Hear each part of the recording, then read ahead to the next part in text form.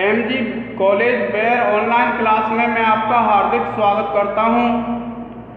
नमो नमः प्रिय छात्र छात्राओं, आज हम पढ़ेंगे संस्कृत भाषा के प्रथम प्रश्न पत्र भारतीय दर्शन एवं व्याकरण में पुस्तक श्रीमद् भगवत गीता। श्रीमद् भगवत गीता महाभारत का अंश है। कौन से ग्रंथ का अंश है? महाभारत का। और महाभारत की रचना किसने की है? कृष्ण द्वैपायन वेद व्यास ने। देखिए, भगवत गीता महाभारत का अंश है।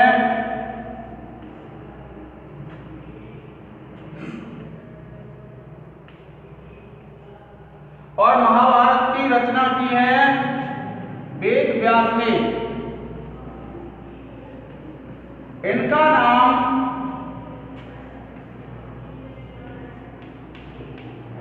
कृष्ण द्वैपायन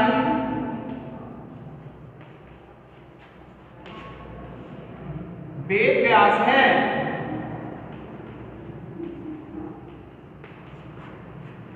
इस ग्रंथ में, महाभारत में 18 पर्व हैं। कितने पर्व हैं? 18 पर्व। और इन 18 पर्वों में एक पर्व है भीष्म पर्व। कौन सा पर्व है? भीष्म पर्व। और इस भीष्म पर्व में वर्णन मिलता है श्रीमद् भगवत गीता। कौन सा ग्रंथ? श्रीमद् भगवत गीता।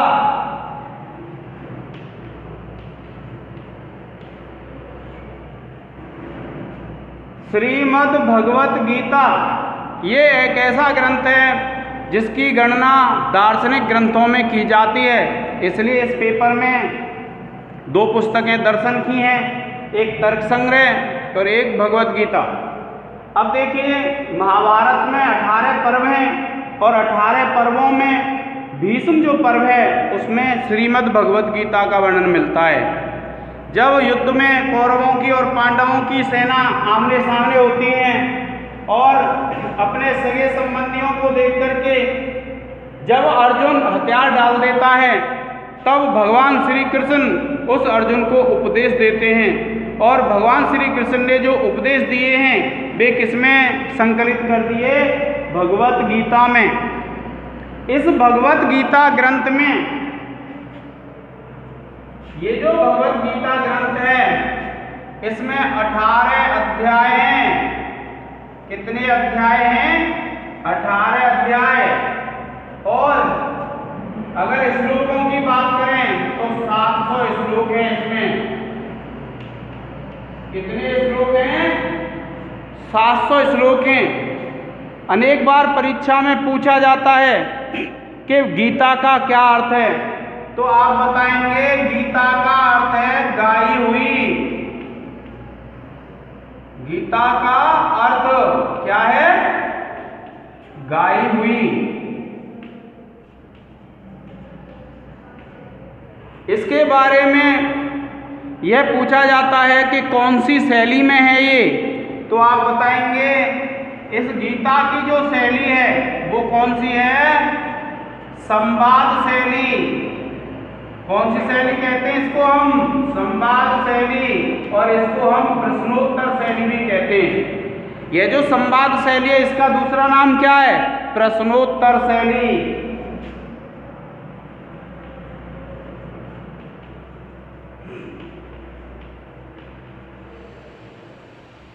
अनेक बार ये प्रश्न पूछे जाते हैं, आपको ध्यान रखना है कि ये कौन सी है? प्रश्नोत्तर शैली है। अब इसमें बात आती है कि इसका प्रमुख वक्ता कौन है? वक्ता कहते हैं जिसने कही है। तो आपको यह ध्यान रखना है कि भगवत गीता का जो प्रमुख वक्ता है वो कौन है? संजय है। कौन है छात्रों? संजय। इस संजय को दिव्य दृष्टि प्राप्त थी और दिव्य दृष्टि प्राप्त थी तो संपूर्ण जो भगवत गीता युद्ध भूमि में हुई थी उसको यह जो संजय है वो धृतराष्ट्र को बता रहा था। इसके बाद जितने बार अध्याय हैं इसमें, उन सभी अध्यायों के क्या है, नाम हैं। हमारे पाठ्यक्रम में ब्रज यूनिवर्सिटी ने जो रखे हैं वे 2 अध्याय रखे हैं। एक अध्याय तो है द्वितीय अध्याय, जिसका नाम है सांख्य योग। जो द्वितीय अध्याय है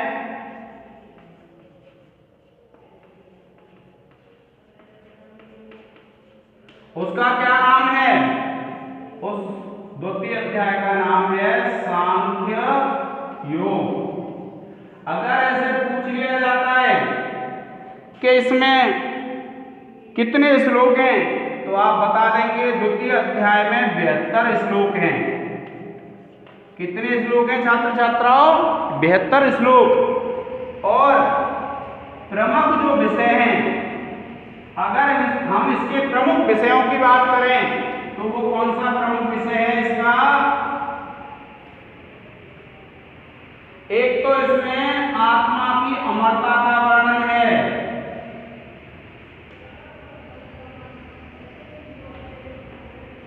और दूसरा इसमें स्थित प्रज्ञ का वर्णन है। किसका वर्णन है, स्थित प्रज्ञ। आप इसको प्रिय छात्रों एक स्क्रीनशॉट ले लें।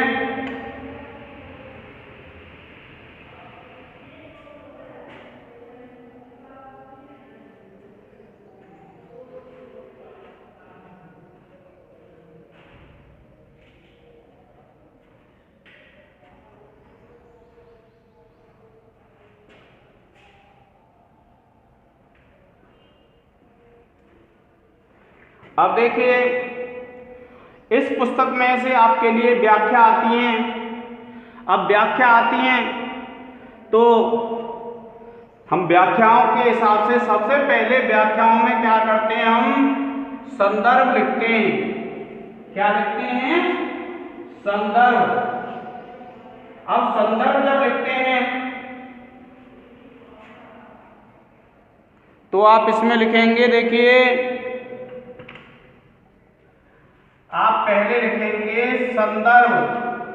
कोई भी पद्य आता है, श्लोक आता है, आप इसको रेखांकित कर देंगे और फिर ये विवरण चिन्ह लगाएंगे आप, और फिर यहां से लिखेंगे कि प्रस्तुत पद्य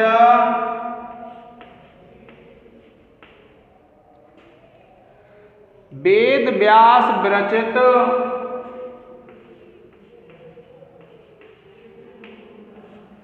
प्रस्तुत पद्य वेद व्यास विरचित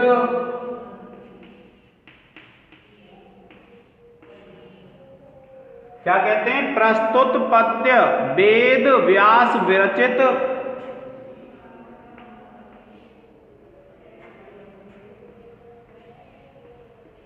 सतशास्त्री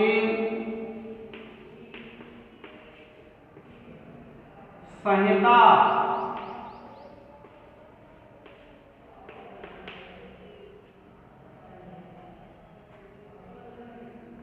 के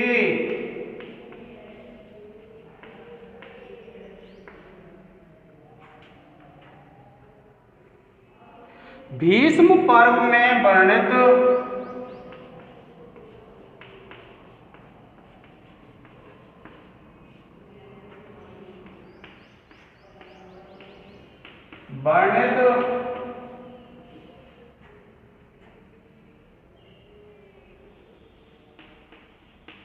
भगवद गीता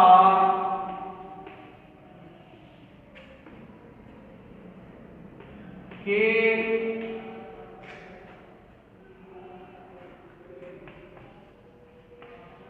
द्वितीय अध्याय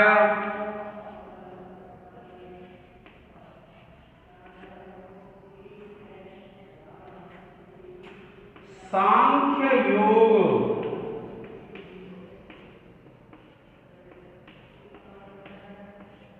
से अवतरित है।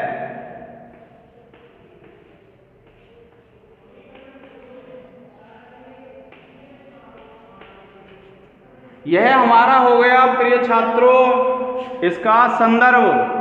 क्या लिखते हैं हम? प्रस्तुत पद्य वेद व्यास विरचित सत शास्त्री संहिता के भीष्म पर्व में वर्णित भगवत गीता के द्वितीय अध्याय सांख्य योग, द्वितीय अध्याय सांख्य योग से अवतरित है। फिर उसके बाद हम लिखते हैं प्रसंग। क्या लिखते हैं? प्रसंग। और प्रसंग में आप लिखेंगे, क्या लिखेंगे प्रसंग में? आप लिखेंगे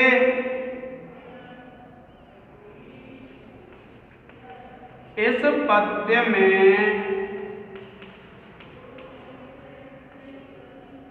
आपको ये ध्यान रखना है किसका कथन है। तो किसका कथन है? या तो अर्जुन का होता है या संजय का होता है और या फिर भगवान श्री कृष्ण का होता है। तो भगवान श्री कृष्ण का होता है तो हम कहेंगे इस पद्य में। अब पहला जो हमारा श्लोक है उसमें संजय का है तो हम लिखेंगे इस पद्य में संजय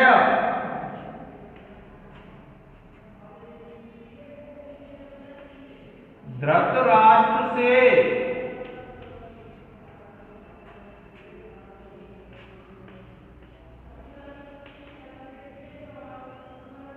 युद्ध में विद्यमान अर्जुन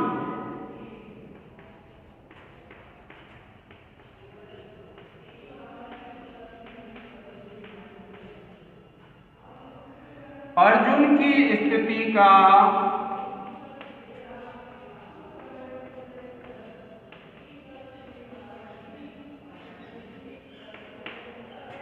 वर्णन करता हुआ कहता है।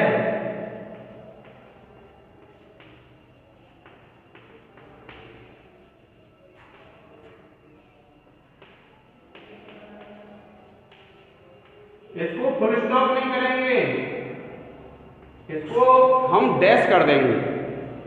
देखिए क्या कहते हैं कि इस पद्य में संजय धृतराष्ट्र से युद्ध में विद्यमान अर्जुन की स्थिति का वर्णन करता हुआ कहता है। प्रिय छात्रों, आप इसका एक स्क्रीनशॉट ले लें।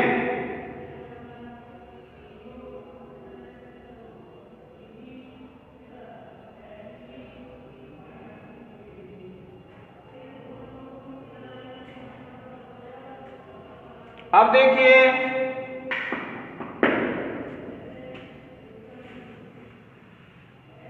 आप सभी जानते हैं कि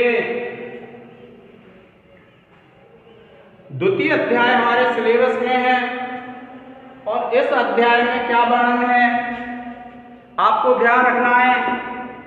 ये जो अध्याय है, इस अध्याय में क्या है, जब भगवान श्री कृष्ण अर्जुन के सारथी होते हैं और युद्ध भूमि में दोनों सेनाएं आमने सामने ठहरी हुई हैं और जब दोनों सेना आमने सामने हैं तो जो अर्जुन है वह अपने हथियार डाल देता है, अर्थात युद्ध से विमुख हो जाता है। और विमुख हो जाता है तो उसको युद्ध के लिए प्रेरित करने के लिए भगवान श्री कृष्ण जो उपदेश देते हैं, जो ज्ञान देते हैं, उसको कहते हैं हम श्रीमद् भगवद गीता।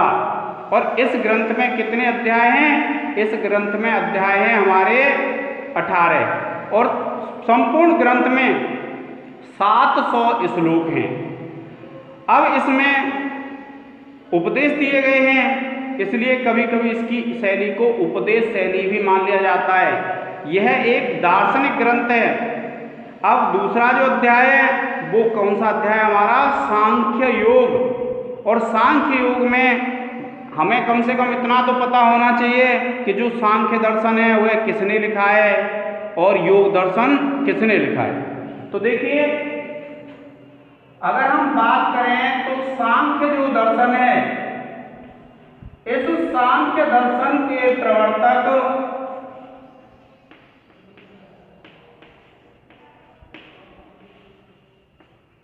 कौन है?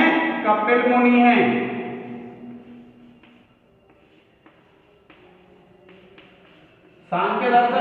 लिखा है कपिल मुनि, सॉरी लिखा नहीं है, प्रवर्तित किया है। और इनका एक ग्रंथ है कपिल मुनि का जिसका नाम है सांख्य सूत्र। क्या नाम है? सांख्य सूत्र। इसी प्रकार से योग दर्शन है और योग दर्शन के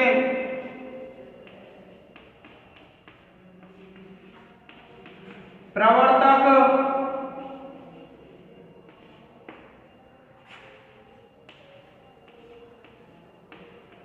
पतंजलि हैं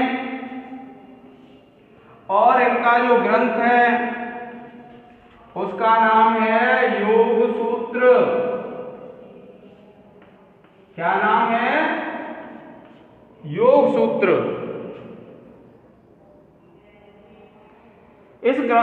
ये जो ग्रंथ हैं इनमें ये संपूर्ण उसका वर्णन है।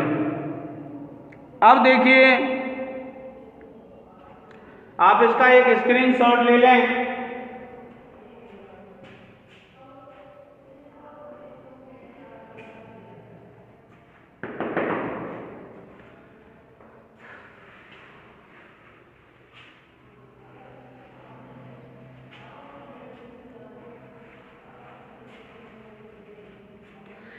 अब देखिए, इसका जब प्रारंभ होता है अध्याय का, और अध्याय के प्रारंभ में जो वर्णन मिलता है वह किसका कथन मिलता है? संजय का कथन मिलता है।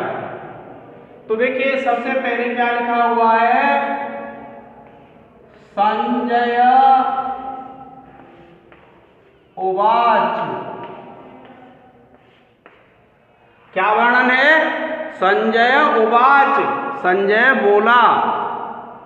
उवाच का अर्थ क्या होता है? बोला। देखिए क्या कहता है संजय, एक श्लोक है, तम तथा कृपयाविष्टम अश्रुपूर्णाकुलेक्षणम विसीदंतम इदम वाक्यम उवाच मधुसूदन। क्या कहता है? देखिए, तम तथा कृपयाविष्टम, तम तथा कृपयाविष्टम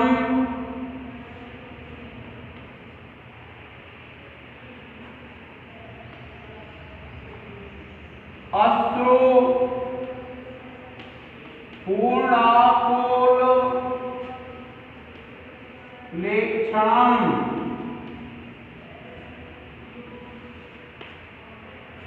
क्या कहता है? तत्तम तथा कृपयाविष्टम अश्रुपूर्णाकुलेक्षणम विसीदंतम इदम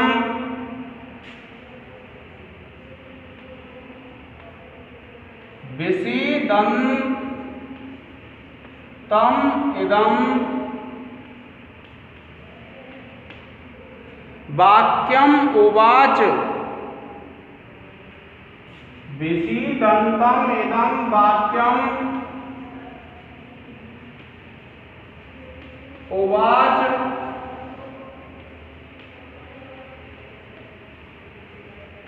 मधुसूदनः।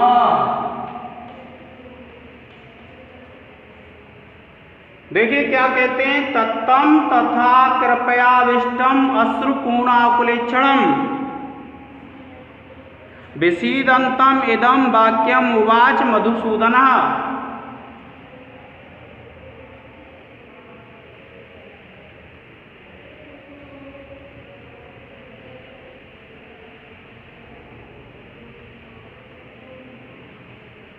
अब देखिए क्या कहते हैं? संजय उवाच। संजय किसको बता रहा है? युद्ध भूमि का वर्णन कर रहा है संजय। किससे? धृतराष्ट्र से।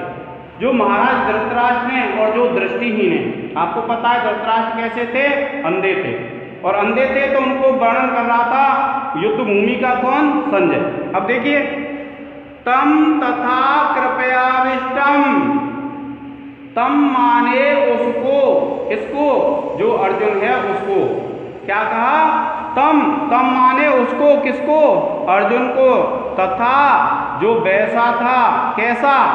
कृपया, कृपया कहते हैं दीनता, दयालुता, कृपयाविष्टम, जो दीनता दयालुता आदि से जो युक्त था ऐसा,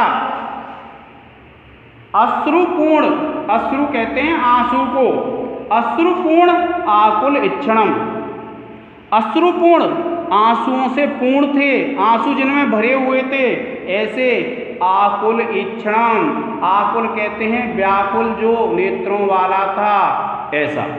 क्या कहा कि तम माने उसको, किसको, उस अर्जुन को, तथा माने जो वैसा था, कैसा था, कृपयाविष्टम, जो कृपया से जो युक्त था, अर्थात कृपया कहते हैं दीनता दयालुता आदि को, जो दीनता दयालुता आदि से जो युक्त था, कृपयाविष्टम जो युक्त था, अश्रुपूर्ण आकुल इच्छणम, और जिसके नेत्र आंसुओं से भरे हुए थे, ऐसा अश्रुपूर्ण अर्थात जो आंसुओं से भरे हुए थे और आकुल और जो व्याकुल थे, अस्त व्यस्त थे, ऐसे इच्छणम, ऐसे जो नेत्रों वाला था, ऐसा विषीदंतम, विषीदंतम का तात्पर्य जो दुखी था, जो विषाद से युक्त था। क्या कहा, विषीदंतम, जो विषाद से युक्त था, ऐसे उस अर्जुन को इदम वाक्यम, यह वाक्य उवाच बोले मधुसूदन, भगवान श्री कृष्ण ने। मधुसूदन भगवान श्री कृष्ण को क्यों कहते हैं, क्योंकि भगवान श्री कृष्ण ने मधु नामक राक्षस को मारा था, और इसलिए क्या कहते हैं, भगवान श्री कृष्ण को मधुसूदन कहते हैं। क्या कहते हैं, मधुसूदन। तो देखिए क्या कहता है वो, कि तम तथा कृपयाविष्टम, तम माने उस अर्जुन को, तथा माने जो वैसा था, कृपयाविष्टम जो कृपया से भरा हुआ था, कृपया कहते हैं दीनता दयालुता आदि से जो युक्त था, जिसके हृदय में भावुकता आ गई थी, ऐसा जो था। अश्रुपूर्ण आकुल इच्छणम, के अश्रुपूर्ण जिसमें आंसू भरे हुए थे, अश्रुओं से जो पूर्ण थे, आकुल इच्छणम, और जिसके नेत्र व्याकुल थे, ऐसे नेत्रों वाला जो था। विषीदंतम, विषीदंतम कहते हैं जो विषाद से युक्त था, जो दुख से युक्त था, अर्थात जो दुखी था, ऐसे ऐसे उस अर्जुन को इदम वाक्यम, यह वाक्य उवाच बोले मधुसूदन, मधुसूदन ने। अर्थात ऐसा जो अर्जुन था, जो कृपया से युक्त था, जिसके नेत्रों में आंसू भरे हुए थे, ऐसा जो था, और जो दुखी था, ऐसे उस अर्जुन को भगवान श्री कृष्ण ने अर्थात मधुसूदन ने इदम वाक्यम उवाच, यह वाक्य बोले। अर्थात प्रारंभ में संजय कहता है कि जो ऐसा अर्जुन था जिसकी स्थिति ऐसी हो गई थी, क्योंकि अर्जुन ने युद्ध भूमि में सगे संबंधी देखे, अपने भाई बंधु बाबा गुरुजी सब कुछ कहाँ थे, वही। और जब उसने ऐसी स्थिति देखी तो उस स्थिति को देख करके वो भावुक हो गया, भावुक हो गया, कृपया से युक्त हो गया। और जब कृपया से युक्त हो गया तो क्या हुआ, उस अर्जुन ने अपने हथियार डाल दिए और बैठ गया। और जब उसने हथियार डाल दिए और बैठ गया, तब क्या हुआ, तब भगवान श्री कृष्ण ने उसको उपदेश दिए। तो जो प्रारंभ की स्थिति है उसका वर्णन करते हुए जो संजय है धृतराष्ट्र से कहता है, क्या कहता है, कि तम तथा कृपयाविष्टम, वह जो वैसी स्थिति में था और जो कृपया से युक्त था, ऐसे उस अर्जुन को अश्रुपूर्ण आकुल इच्छणम, जिसके नेत्र जिसके नेत्र आंसुओं से भरे हुए थे, ऐसे उस अर्जुन को विषीदंतम, और जो दुखी था, ऐसे उस अर्जुन को इदम वाक्यम उवाच, यह वाक्य बोले। कौन से वाक्य बोले, मधुसूदन, मधुसूदन ने। अब जो वाक्य बोले हैं उसके बारे में आगे वर्णन आएगा।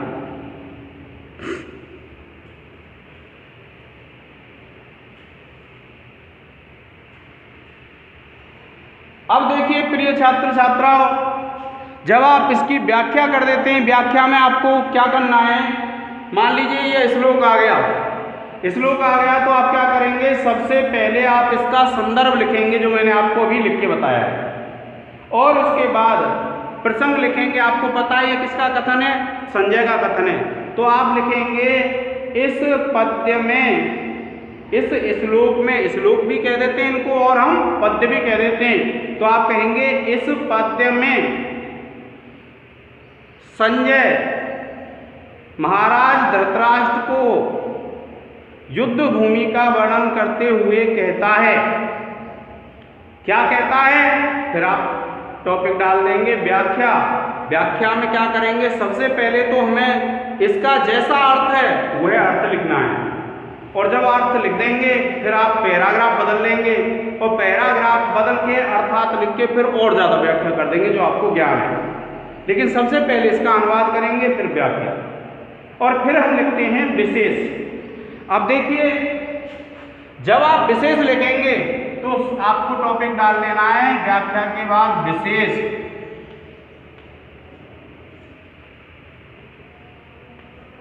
क्या टॉपिक डाल लेंगे आप? विशेष। और फिर अब आप छंद अलंकार पढ़ चुके होंगे। देखिए, छंद अलंकार पढ़ चुके हैं, सेकेंड ईयर में थे, तो देखिए हम वर्ण गिनेंगे सबसे पहले 1 2 3 4 5 6 7 8 9 10 11 12 13 14 15 और 16। फिर देखिए 17 18 19 20 21 22 23 24 25 26 27 28 29 30 31 और 32। आपको पता है 32 जो वर्ण होते हैं वह 32 वर्ण कौन से छंद में होते हैं?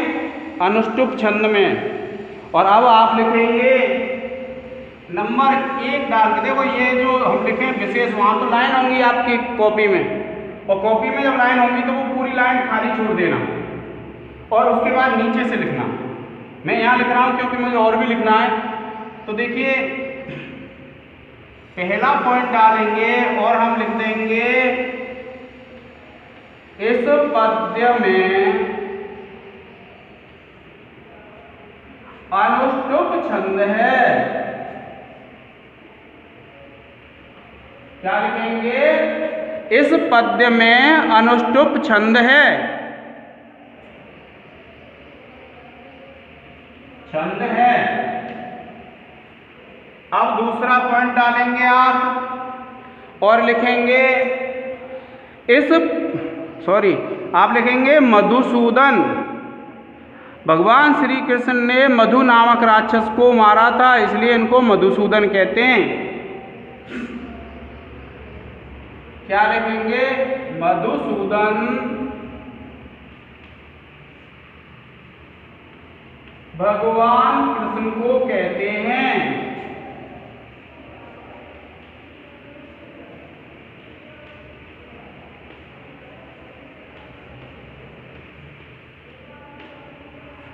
क्यों कहते हैं? आप चाहें तो यह भी लिख देंगे कि भगवान कृष्ण ने मधु नामक राक्षस को मारा था और इसलिए इनको क्या कह देते हैं? मधुसूदन। इसके बाद आप लिखेंगे व्याकरण टिप्पणी।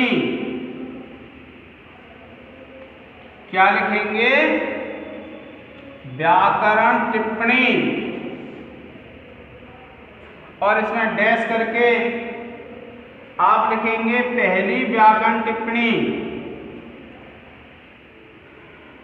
आप लिखेंगे उवाच।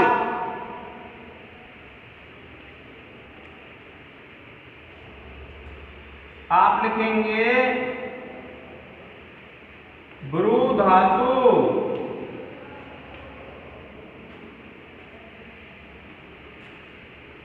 लिट लकार।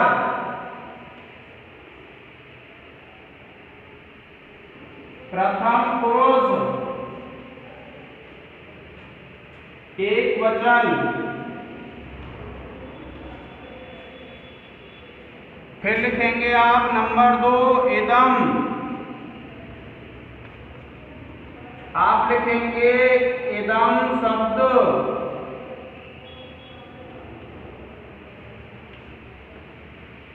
नपुंसकलिंग।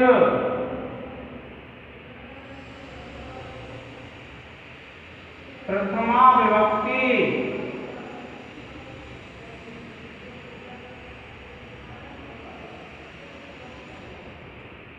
एक वचन।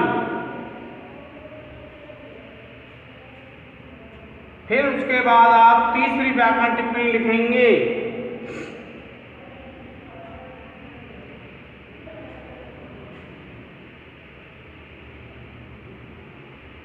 आप लिख देंगे मधुसूदनः। कौन सी लिखेंगे?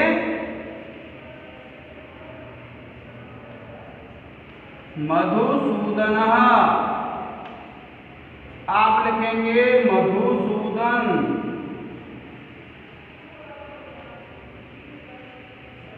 शब्द क्या लिखेंगे? मधुसूदन शब्द प्रथमा विभक्ति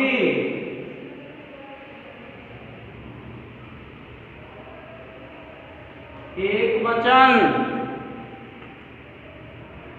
उसके बाद आप लिख देंगे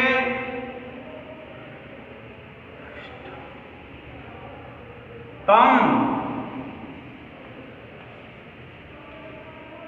आप लिख देंगे तद शब्द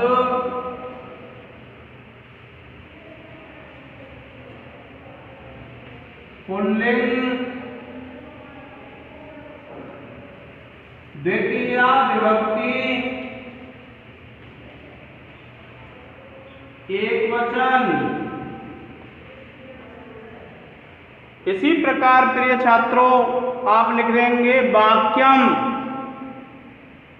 वाक्यम में वाक्य शब्द हो जाएगा नपुंसकलिंग प्रथमा विभक्ति एक वचन। इसी प्रकार से आप लिख देंगे आकुलेक्षणम। देखिए यहां से लिख रहा हूं मैं पूर्णाकुलेक्षणम।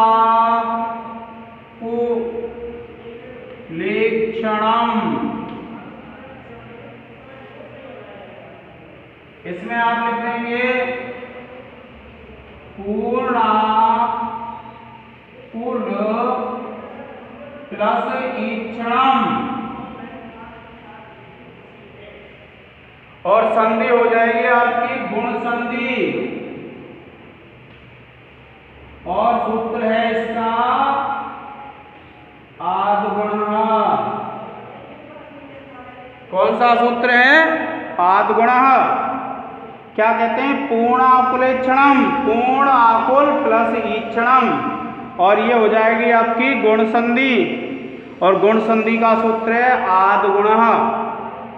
प्रिय छात्र छात्राओं इस प्रकार से आपकी जो व्याख्या है वह पूरी हो जाती है। अगर आप इस तरीके से व्याख्या करते हैं तो आपके अंकों को नहीं काटेगा कोई। आज के इस लेक्चर में हम इतना ही पढ़ेंगे। जय हिंद, जय भारत।